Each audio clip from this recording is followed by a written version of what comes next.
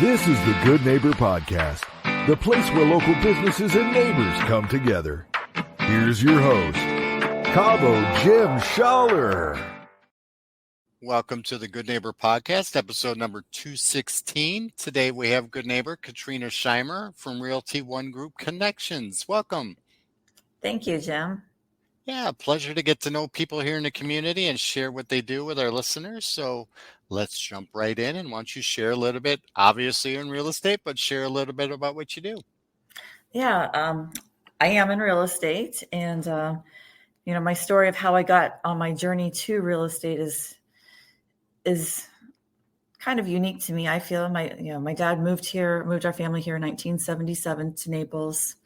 I was 4 years old, and he was looking to semi-retire. Well, he ended up in real estate, and so I'm the youngest of six. My parents had six children, five that within 8 years, and then 8 years later had me. So I was the baby. So I got to tag along with Dad a lot. And so I remember then he got his contractor's license. So he was a general contractor.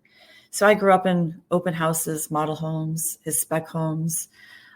Back in the day when we would go out into Golden Gate Estates and counting telephone poles to find where the lots were. And he would tell me, okay, you see these trees? That's how you know it's wetlands. So Dad didn't need the DEP report to tell him it was wetlands. He knew. He knew. So, that's one of the beautiful things about having a local. We kind of know things that other people who relocate might not know. And so I love helping people relocate to the area because Naples is a very special place. And obviously I haven't left. I love it here. And there's just no place like it. Absolutely. So helping people find and discover the beauty of Naples brings joy. So I enjoyed that. But I ended up being a teacher. I taught, I was special ed for a while. I had a tutoring business for a while. And then I moved into middle school math and science. Did that for a few years till COVID happened. And interestingly enough, I had just gotten my real estate license that February 2020. So come January 2021, I jumped in full time. So, and it never looked back. I love it. Never. So interesting. So you grew up in a family in real estate, but you didn't get your license until recently. Was there a reason for that, or you just pursued a different avenue? Yeah, well, I have 5 children. I was a teacher, so I always wanted to get my license, but it was just never encouraged because it is 24/7 job. It is. It's a different animal. But like you said, if you love the area and you love the community and you love introducing people to it, who better than somebody who's lived down here and seen a lot of change in that time, I'm sure, right? A lot of changes. And it also, I have a vast network of people. So you need a plumber, I know a plumber. You need an electrician, I've got you. You need a roofer, I know one. So I just, I know a lot of people having grown up here and growing up in the industry as well. And that's the important part. So I'd ask you how you got into the industry, but you pretty much explained it all there. Let's talk about challenges. Whether it's a career change, whether it's something happening in the industry, is there something that's happened? There's a lot that's happened over the last couple of years, but something that helped define who you are today?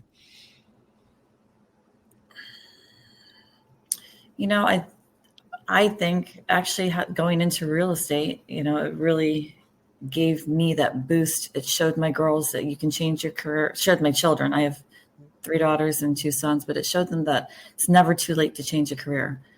When COVID happened, I was a science teacher. And so when they were measuring my classroom for the plexiglass, I'm like, well, plexiglass isn't going to keep germs.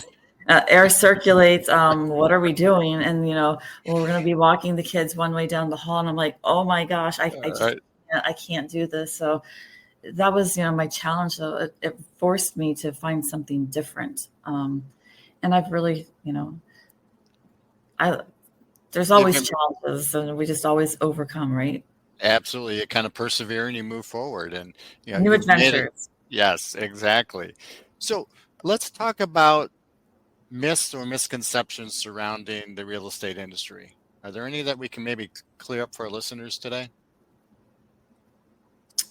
So, we're in an election year. So this year was a little slower. Everyone, they want to wait for the election. And, when you think about every election year, has there really been any huge changes? Probably Right.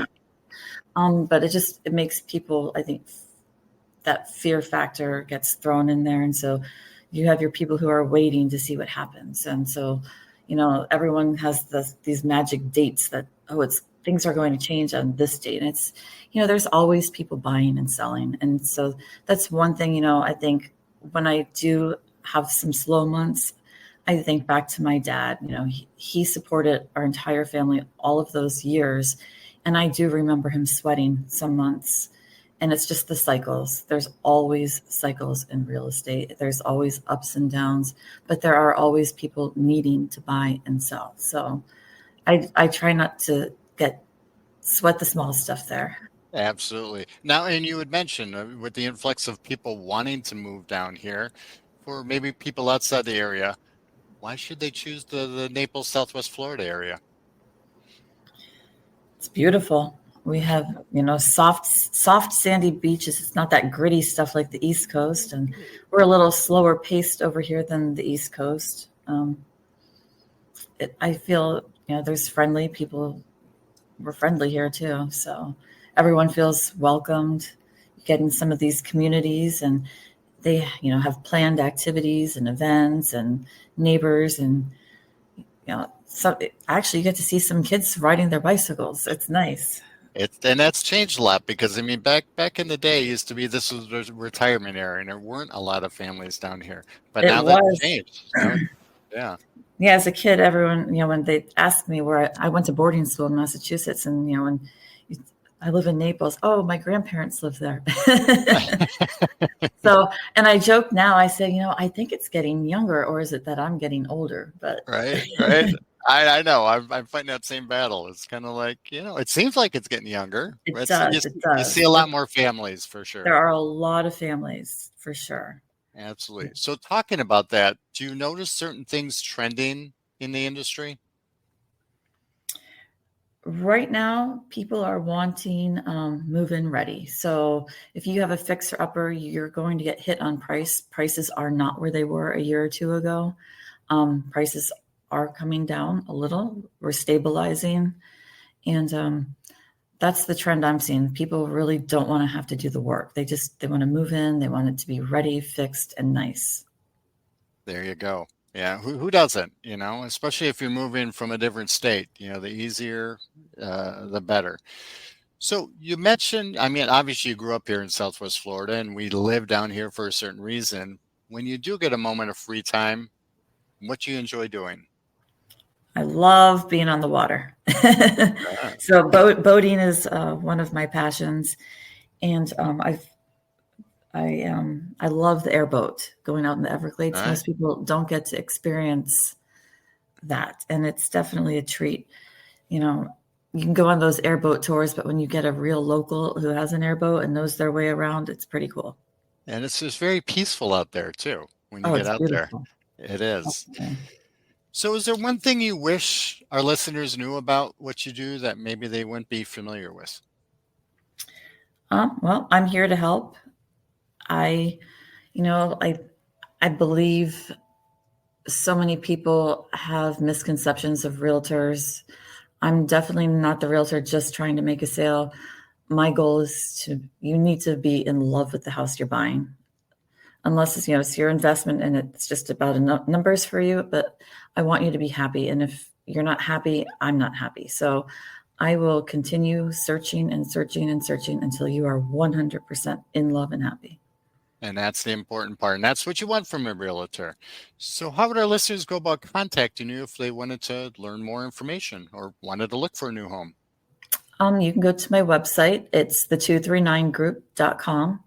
I am a team leader. I have a team, and we're here to help you. So you can do that, or you can reach me at 239-398-4343. Perfect. Any last words for our listeners today? Enjoy this beautiful weather we have today. Sunny skies, cool breeze. That's what we love about winter down here. Absolutely. Katrina, it's been a pleasure getting to know you. Thank you for being such a good neighbor, and I hope to see you out in the community soon. Thanks, Jim. I appreciate the invite. Thank you for listening to the Good Neighbor Podcast Estero. To nominate your favorite local businesses to be featured on the show, go to gnpestero.com. That's gnpestero.com. Or call 239-296-2621.